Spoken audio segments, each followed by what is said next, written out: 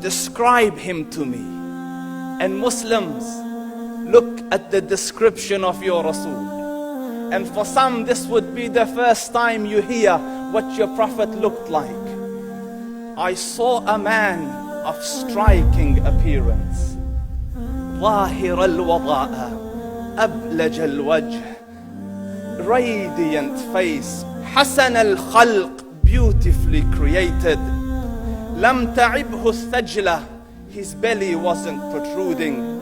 وَلَمْ تُزْرِ بِهِ السَّعْلَةِ, nor was his head disproportionate and small. وَسِيمٌ قَسِيم, proportionate and delicate, finely made, a specimen of a creation.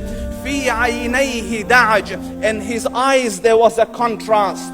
The dark was immensely dark, the white was excessively white. وَفِي أَشْفَارِهِ وَطْفٌ, and his eyelashes were long.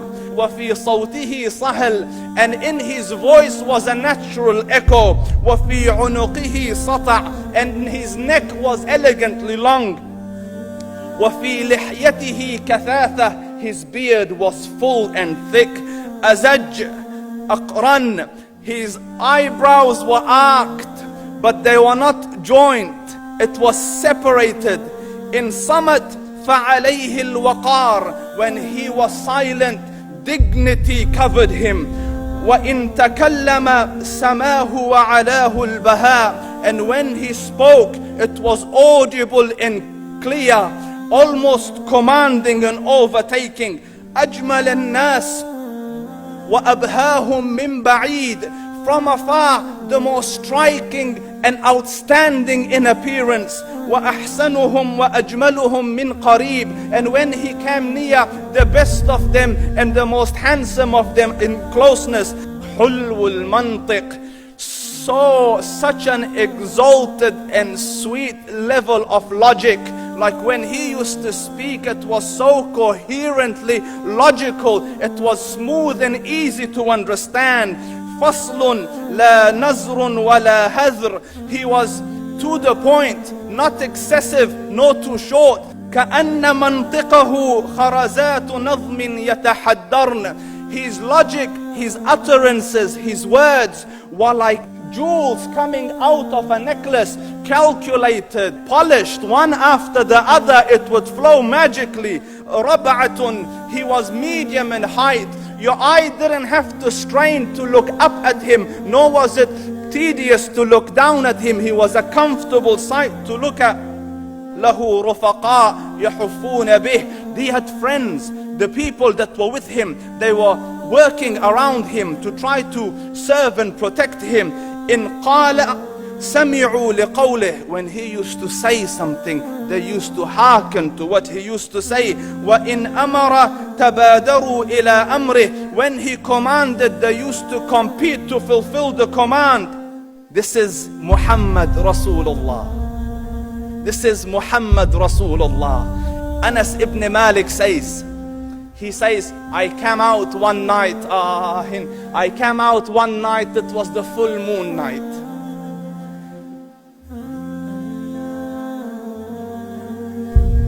And I looked at the moon, and in the desert, understand, the moon is an awesome sight. It is smooth, it is radiant, it is clear, it is gentle compared to the scorching sun at which they are used to.